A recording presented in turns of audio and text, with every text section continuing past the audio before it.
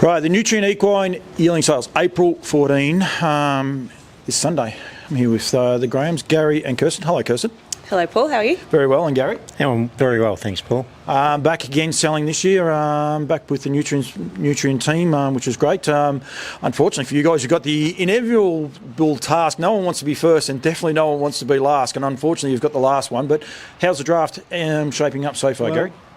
We're very, very happy with them. They've done very well with their preparation, and we can't fault them. You know, like they're nice. They're a nice crop of horses.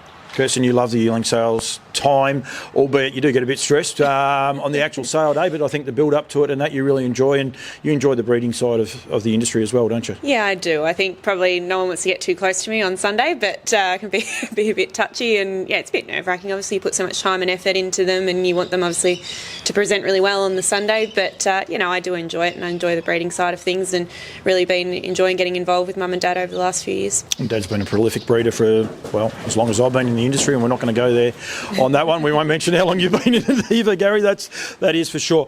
You've got a capped Midnight, an Always Be Mickey, and a Poster Boy. We're actually going to start with the last horse because we want to make sure that people are aware of this filly here out of Whata Philly. This is a Poster Boy. What a job Poster Boy's already done this season, Gary.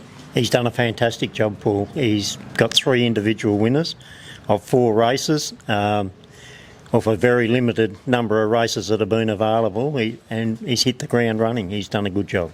Yeah, I think he's got quite an interesting little stat. He's had four wins, 3 individual winners.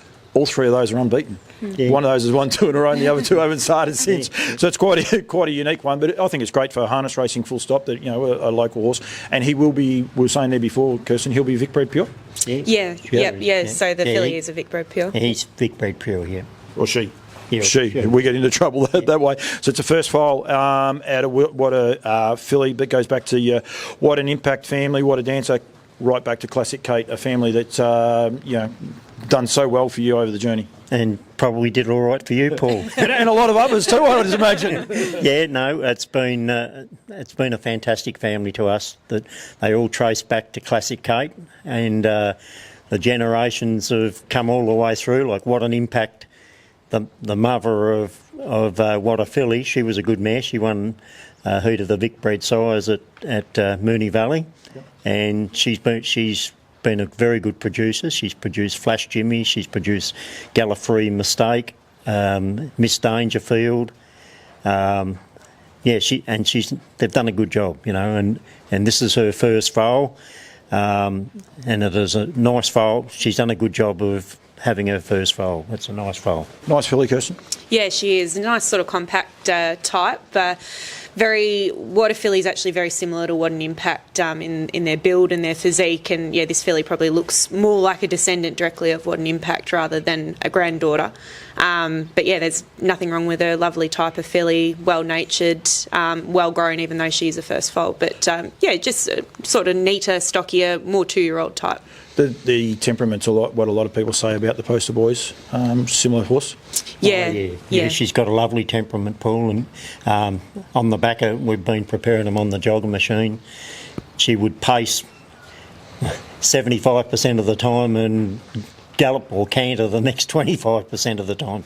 And very clean going. She wouldn't be very hard to get going, I wouldn't think. That's the last one. So that's lot 359. I want to make sure that people are aware of that one. Kirstin, the next one is a capped Midnight. You're not allowed to say the captain part because it's actually capped. It does get a few people. This is another filly. This one's out of Bonton Lady. She's done a great job in the Broodmare Barn, headed up by Stroke of Luck, if you like, who ran a brilliant third here at a Bendigo Cup one night. I know everyone was cheering for him that night to get there, but she's another family favourite, another family mare.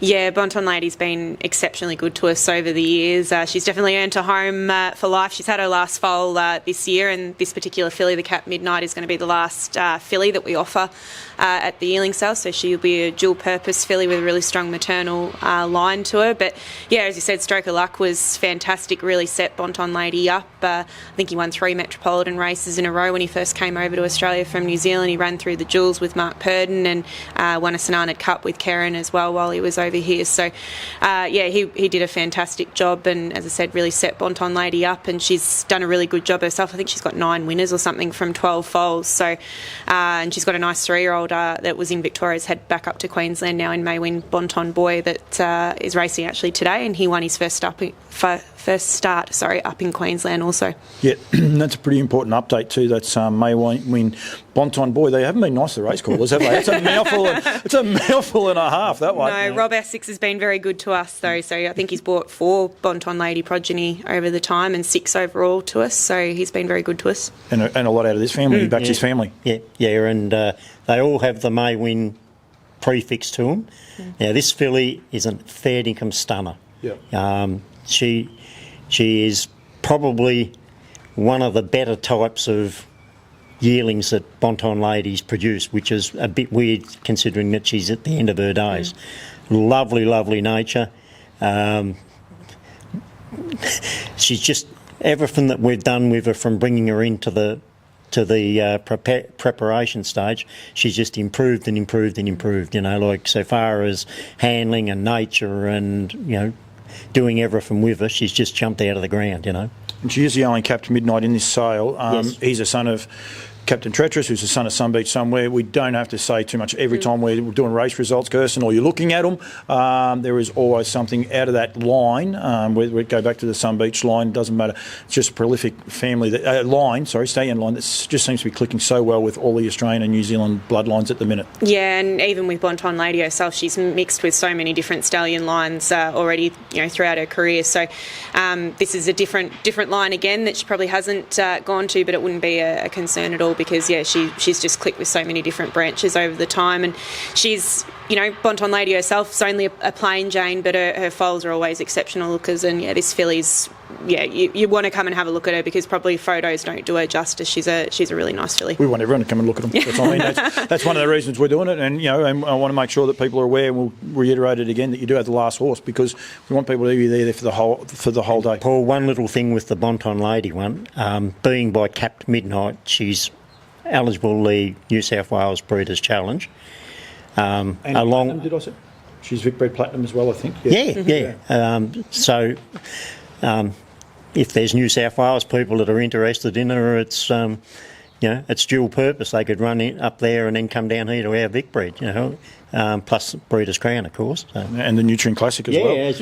And the Nutrien Sales Classic race, yes. If they pay for that. Right, you've got one other horse that you are preparing. This is for Tony Britt and I'm going to say Helen Sweeney. Am I right with it? It was Mary Sweeney? I think it's Mary, I think. Yeah, it's a little bit confusing because it's got the H and then the M, so there might be another one, but she's more commonly known as Mary, that's for sure. I think so, Paul. Yeah. This is like 325. This is the Always Be Mickey out of Ruby Slippers, and I'm leaving the last part to the end, is a gelding. There's a few of these in this sale this year, so we want to make sure that people are related to here. A couple of really, really good pedigree updates, if you like, Kirstin, on both sides of these, with both Polly Peachum and Leyden. Yeah, well, as you said, this bloke's a half brother to Polly Peachum and to Leyden. So Polly Peachum's now 13 wins and right on the cusp of 100,000. I think she actually might be racing somewhere this week, so she might even tip over the 100,000 just before the sales. Obviously, really speedy, high-class mare, good gate speed. And Leyden is up to now 7 wins. I think he's about 50,000 from memory, very close to, if not. And he's won 2 races recently, also one at Melton, where he beat Bay of Biscay, who obviously ran second in the New South Wales Derby. So he's also a very handy customer. He's a horse with a really, really good future. Polly Peachum, probably people know the sort of horse she is, and that was Leyden, still a little bit untapped as to how far he might be able to go. Leyden, he's a high-speed horse. If the races run to suit him, he's got a devastating burst of speed. We prepared him a few years back for the sales. This fella's a different type. This bloke, he's going to grow into being quite a big horse, where Leyden's more of a stockier sort of horse. Yep. Sorry, Kirstin? I was just going to say, genetics are actually just really interesting, because Ruby Slippers, like Polly Peachum, if anyone's seen her before, she's big, tall chestnut mare. Leyden, is a shorter sort of bay type of horse, and this bloke's sort of a taller, finer bay as well. So just genetics are just a really strange thing. There seems to be no rhyme or reason, but it hasn't made any difference though either, that Polly Peacham's so tall, athletic, and Leiden's, different type again, shorter, stockier, but still got the same burst of speed. You say genetics, Mother Courage, and then you listen to Dad saying about how Leiden's got this great finish. I mean, we remember Mother Courage for she was tough, but I think one of her greatest attributes was how good she could finish a race off. She was a terrific mare, Paul.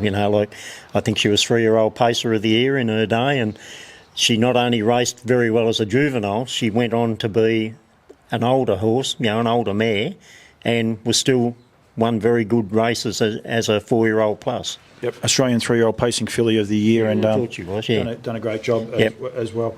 Guys, thank you. 3 lots. We've got lot number 199, the Capped Midnight out of Bonton Lady, the Gelding 325, the Always Be Mickey out of Ruby Slippers. Is she platinum, that filly there, or it must be platinum. She'll be platinum as the Gelding. Sorry, he'll be platinum. And then the Vicbred Pure is the last lot to go through by Poster Boy. Of course, we just said there before, he's had 4 winners, 3 individuals so far this season. His debut season racing out of Whata Philly, and this is the last lot that will be offered up for the season for 2024 of any yearling sales. There's no more yearling sales anywhere, so it'll be the last yearling offered up in Australasia. So I want to make sure people hang around and also inspect there. Kirstin, when are you guys arriving? We'll be there Friday, sort of later in the afternoon. But Friday, Saturday, Sunday, come any day and have a look at them. They'll be ready to go. Yeah, certainly don't ignore the last filly because she is well worthy of having a look at. Yep. My judgment of the ones that were prepared for many years, we prepared and sold Miss Idaho, who won the Youthful Stakes. This filly, even though she's a very, very distant relative to her, she is, I think, a classy looking. Poster Boy was a lovely looking horse, and this thing's she's a lovely looking filly. Yep. And of course, people will get to see them because the yearling parade is on Saturday, 12 o'clock. You'll be parading. Mm-hmm. Yes. Yep. And we've already posted our photos up on the Nutrien site as well, and they're also available on our Facebook page if people would like to go and have a look at them. If I'm smart, I'll put them over the top of this as well so people will get to see them. Go from there. Kirstin, thank you. No, thank you, Paul. Gary, thank you very much. Thanks, Paul. And look forward to catching up with you guys over the sales. Kirstin, you might get thrown under the bus. You might have to do a couple of things with me. I'll run it past the guys at Harness Victoria. We might do a couple of little previews if we can, Friday or Saturday, going out there for everyone as well. So we want people there buying. We want the industry to flourish. Yearling sales are such an important cog in this whole wheel. So get there. As I said, this Saturday for the parade, 12 o'clock. Sunday for the sales starts at 11 a.m. and lot 359 is the last horse to go under the hammer. The Poster Boy out of Whata Philly? Whata Philly. I didn't have it down in front. I've already dropped the phone once out of the pocket. I didn't want to do it again. Thank you very much, guys. Yeah, thanks very much, Paul. Yeah, thanks, Paul.